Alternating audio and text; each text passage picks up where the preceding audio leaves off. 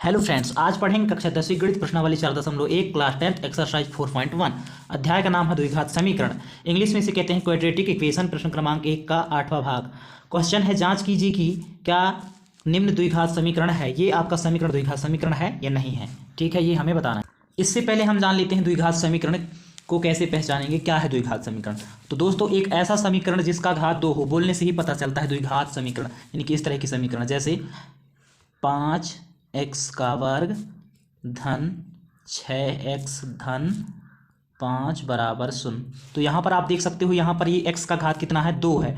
तो एक ऐसा समीकरण जिसके अधिकतम घात 2 हो और 2 से भी ज़्यादा ना हो और ना ही 2 से कम भी ना हो, तो इस तरह के समीकरण को हम कहेंगे द्विघात समीकरण। ठीक है, ध्यान से सुनिए। एक ऐसा समीकरण जिसका अधिकतम घात 2 हो, ठीक है, वह समीकरण द्विघात समीकरण कहलाता है और 2 से कम भी नहीं होना चाहिए। अगर इसी को हम लिख देंगे 5x धन 6 बराबर 0, तो ये आपका द्विघात समीकरण नहीं है, क्योंकि यहाँ पर x का जो घात है कुछ भी नहीं है, मतलब 1 है। जिसका घात कुछ नहीं होता उसका घात 1 होता है।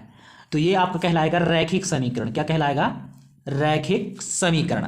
तो इस तरह के समीकरण को रैखिक समीकरण कहेंगे और जिसका घात 2 होगा उसे द्विघात समीकरण कहेंगे। सिंपल सी बात है। उम्मीद कर रहा हूं कि आप अच्छा से समझ गए होंगे। अब हम इस सवाल को हल करके बताते हैं कि यह कौन सा समीकरण है, द्विघात है या नहीं है।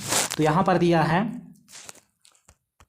आपका सवाल है x का घन ऋण 4x का वर्ग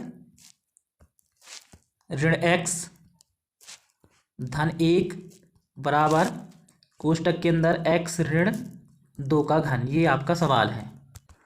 तो इसको हम हल करेंगे तो क्या हो जाएगा, x का घन है तो x का घन ऋण 4x का वर्ग ऋण x धन 1 बराबर है तो बराबर। अब यहाँ पर एक फार्मूला होता है, एक सूत्र होता है, देखिए a ऋण b का घन। उसी प्रकार है यहाँ पर ये x ऋण 2 का घन। तो इस फार्मूले से, यहाँ पर घन नहीं लिखा हूँ, वर्ग बस लिख दिया हूँ, तो यहाँ पर घन है a ऋण b का घन। इस फार्मूले से कौन हल होगा, इस सूत्र से कौन हल होगा, x ऋण 2 हल होगा। तो a ऋण b का घन बराबर क्या होता है, a का घन ऋण b का घन धन a b का वर्ग और ऋण 3a b का वर्ग है यहाँ पर। उसके बाद है यहाँ पर ऋण a का वर्ग b। ये आपका क्या होता है, सूत्र होता है। ठीक है, तो इस सूत्र से क्या होगा, ये सवाल जो है आपका हल होगा, इस पक्ष वाला। तो इसको हल करेंगे तो क्या बनेगा, ये इसको हल करेंगे तो x का घन ऋण 2 का घन धन 3x, और यहाँ पर लिख दे रहा हूँ मैं, कोष्टक के अंदर आएगा 2, क्योंकि देखो 3a धन b था, इसलिए तो हमारा यहाँ पर a कहलाएगा x और b कहलाएगा 2। तो a के स्थान पर आ गया x और b के स्थान पर आ गया 2। उसके बाद क्या है, b का वर्ग था, तो यहाँ पर b का वर्ग यानी 2 का वर्ग हो जाएगा और ऋण 3a का वर्ग, तो x का वर्ग हो जाएगा। उसके बाद b, तो b हमारा 2 है, तो यहाँ पे आएगा 2। उम्मीद कर रहा हूँ कि कैसे हल हुआ है, समझ गए हो आप। सूत्र पे मान रख दिए हैं, सिंपल सी बात है, हल हो गया है। सूत्र पे आप मान रख सकते हो और सूत्र याद कर लेना। और यहाँ पर a बराबर हमारा x है और b बराबर हमारा 2 है, और सूत्र जो लिख दिया हूँ उस सूत्र पे फिट करके देखना, यही चीज़ हमें प्राप्त हो जाएगा। ठीक है, इतना बस याद रखना कि a बराबर x है और b बराबर यहाँ 2 है, और वो सूत्र याद कर लेना। ठीक है, बन जाएगा। अब आगे बढ़ते हैं। देखिए यहाँ पर अब x का घन है तो x का घन लिखेंगे, ऋण 4x का वर्ग तो ऋण 4x का वर्ग लिख दो।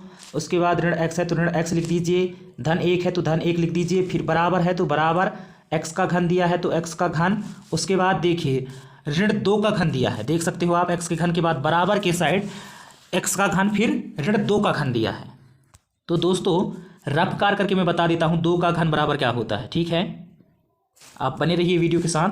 2 का घन बराबर होता है 2 गुणित 2 गुणित 2, तो बराबर कितना आएगा, 2 का गुणा 2 के साथ करोगे 4 आ गया, फिर 4 का गुणा इस 2 के साथ करोगे तो कितना आएगा, 8। इस तरह से 2 के घन के स्थान पे हम कितने लिख सकते हैं, 8 लिख सकते हैं। तो दोस्तों यहाँ पर देखिए बराबर के साइड सबसे पहले क्या दिया है, राइट साइड में बराबर के बाद x का घन तो x का घन, फिर ऋण है तो ऋण 2 का घन, 2 का घन निकाला हूँ तो कितना आया है 8, कैसे लिखे हैं 8, कैसे आया है 8, उम्मीद कर रहा हूँ कि आप समझ गए हैं। उसके बाद यहाँ पे धन है तो धन, फिर 3x दिया है और यहाँ पर 3x है तो 3x को लिख लीजिए सबसे पहले। फिर क्या दिया है 2 का वर्ग, तो ये गुणा के रूप में है क्योंकि कोष्टक में है, 2 का वर्ग कोष्टक में है, तो 2 का वर्ग बराबर क्या होगा, 2 का वर्ग बराबर 2 गुणित 2 बराबर कितना आएगा 4। तो 2 के वर्ग के स्थान पे हम क्या लिखेंगे 4, और यहाँ पर ये गुणा के रूप में है, गुणित है ना, ठीक है, क्योंकि कोष्टक के अंदर है और यहाँ पर कोष्टक से पहले कोई चिन्ह नहीं है, मतलब गुणा का चिन्ह है। उम्मीद कर रहा हूँ कि आप अच्छा से समझ गए हों। उसके बाद कोष्टक के अंदर 2 का वर्ग दिया है, फिर क्या दिया है उसके बाद ऋण 3, तो ऋण 3 x का वर्ग दिया है, और कोष्टक के अंदर यहाँ पर ये 2 दिया है, तो यहाँ पर भी गुणा होगा, है ना, गुणा का चिन्ह है, तो 3 का गुणा 2 के साथ होगा तो 3 दूना 6 हो जाएगा, और 3 के साथ में x का वर्ग है तो ये x का वर्ग आ जाएगा इस तरह से। उम्मीद कर रहा हूँ कि आप अच्छा से समझ गए हैं। चलिए आगे बढ़ते हैं। अब यहाँ से क्या होगा, x का घन है तो x का घन लिख लीजिए सबसे पहले, x का घन ऋण 4x का वर्ग ऋण x धन 1 बराबर x का घन ऋण 8 धन 3x गुणित 4, तो 3x का गुणा 4 के साथ होगा तो क्या हो जाएगा धन 3 चौके 12x हो जाएगा, तो 3 चौके 12x। उसके बाद ऋण 6x का वर्ग है तो ऋण 6x का वर्ग। फिर यहाँ से क्या होगा, x का घन है तो x का घन लिख लीजिए ऋण 4x का वर्ग ऋण x धन 1 बराबर x का घन दिया है, यानी कि ये राइट साइड कहलाएगा आपका पूरा, बराबर के साइड वाला, ये साइड वाला, ये पक्ष वाला। तो ये राइट साइड जितने भी पद हैं इन सभी पदों को लेफ्ट साइड ले आएंगे, तो इनका जो चिन्ह होगा बदल जाएगा। तो क्या हो जाएगा देखिए, प्लस का यानी धन का x का घन है तो ये हो जाएगा ऋण का x का घन, ऋण x का घन। ऋण 8 है तो ये हो जाएगा धन 8। इसके बाद धन 12x है तो ये हो जाएगा ऋण 12x। उसके बाद ऋण 6x का वर्ग है तो ये हो जाएगा धन 6x का वर्ग। अब राइट साइड के जितने भी पद थे वो लेफ्ट साइड आ गए हैं, तो बराबर इस साइड क्या बच रहा है, कुछ भी नहीं बच रहा है, तो यहाँ पर बराबर करके हम शून्य मान लेंगे राइट साइड में, क्योंकि कुछ भी नहीं बच रहा है। जितने भी राइट साइड थे, जितने भी पद, उन पदों को लेफ्ट साइड ले आए हैं, इसलिए बराबर के साइड कुछ नहीं बच रहा है तो शून्य मान लेंगे, ठीक है। अब यहाँ से क्या करेंगे, जो कटने योग हैं उनको काट देंगे। कैसे कटने योग हैं, जैसे कि यहाँ पर दिया है x का घन, तो x का घन यहाँ पर ये धन में है, तो इस धन वाले x का घन इस ऋण वाले x के घन से कट जाएगा, कैंसिल हो जाएगा, ठीक है। उम्मीद कर रहा हूँ यहाँ आप अच्छा से समझ गए हो। उसके बाद यहाँ पे दिया है ऋण 4x का वर्ग, तो ऋण 4x का वर्ग, ऋण x दिया है तो ऋण x, धन 1 है तो धन 1, फिर धन 8 है तो धन 8, फिर ऋण 12x है तो ऋण 12x। उसके बाद धन 6x का वर्ग है तो 6x का वर्ग। उसके बाद बराबर यहाँ पे शून्य दिया है तो बराबर शून्य, ठीक है। अब यहाँ से क्या होगा, ऋण x का वर्ग है तो ऋण x का वर्ग। उसके बाद ये धन 6x का वर्ग को पास में लिख लेंगे, यानी कि x वर्ग वालों को पास पास में, ठीक है। उसके बाद x वर्ग वाला कोई नहीं है तो ऋण x है तो ऋण x। उसके बाद x वाला ऋण 12x है तो ऋण 12x। उसके बाद कोई x वाला अब नहीं है, तो अब किसको लिखेंगे, अंक वालों को, तो धन 1 और धन 8, तो यहाँ पे लिख देता हूँ धन 1 धन 8। फिर अब अंक वाला भी नहीं है, कुछ भी नहीं है, इस पक्ष में जितने भी थे लेफ्ट पक्ष में पूरा लिख लिए हैं, बराबर शून्य है तो बराबर शून्य। अब यहाँ से क्या होगा, ऋण 4x का वर्ग है ना, और धन 6x का वर्ग है, तो इन दोनों के बीच में क्या हो जाएगा, ऋण धन का ऋण होता है तो घट जाएगा, तो 6 में 4 घटेगा तो कितना बचेगा, 2 बचेगा, 2x का वर्ग है तो x का वर्ग बचेगा, और धन 2x का वर्ग बचेगा, क्योंकि यहाँ पर 6 बड़ी है, 6 में धन का चिन्ह है, और 6 किससे बड़ी है, ये 4 से बड़ी है। तो इस तरह से यहाँ पे आएगा 2x का वर्ग। फिर ऋण x ऋण 12x, ऋण ऋण का क्या होता है, धन, तो दोनों जुड़ जाएंगे, तो यहाँ पर कितना हो जाएगा, 1x है, ये x बस है मतलब 1x है, और यहाँ पर 12x है, तो 12 और 1 13 हो जाएगा, तो ऋण 13x आएगा। 12 बड़ी है, 12 में ऋण का चिन्ह है तो ऋण 13 आएगा, क्योंकि 12 में ऋण का चिन्ह है, इसलिए। उम्मीद करूँगा आप समझ रहे हो। इसके बाद यहाँ पे धन 1 धन 8 दोनों जुड़ जाएंगे, दोनों धन में है, तो धन कितना हो जाएगा, 9 बराबर कितना है, शून्य, तो बराबर शून्य। इसके बाद यहाँ से आगे हल नहीं होगा, क्योंकि x वर्ग वाला अकेला है, x वाला अकेला है और अंक अकेला है, तो इसी तरह से ये जुड़ेंगे, इसके अलावा अब आगे हल नहीं होगा। तो जब हम आगे हल नहीं होगा तो हल किए हैं तो हमें क्या प्राप्त हुआ है आप देख सकते हो। इसको हम कोष्टक में बढ़िया बंद करके रख लेते हैं। यहाँ पर हमें प्राप्त हुआ है 2x का वर्ग ऋण 13x धन 9 बराबर 0।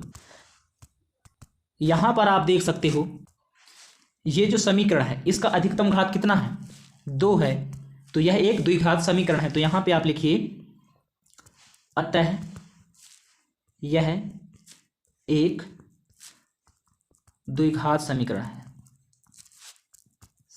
है क्योंकि ax का वर्ग धन bx धन c बराबर 0 के रूप का है। उम्मीद कर रहा हूं दोस्तों कि आप लोगों को यह सवाल अच्छा से समझ में आया है। अगर आप चैनल पे नए हो तो प्लीज़ चैनल को सब्सक्राइब कीजिए, क्योंकि आप में से बहुत से लोग मेरे वीडियो तो देखते हो लेकिन चैनल सब्सक्राइब नहीं किए हो, तो प्लीज़ चैनल को सब्सक्राइब कर लीजिए। वीडियो को एक लाइक ज़रूर कीजिए और कमेंट्स करके बताइए कि आपको कौन से सवाल पर वीडियो चाहिए। मिलते हैं एक नए सवाल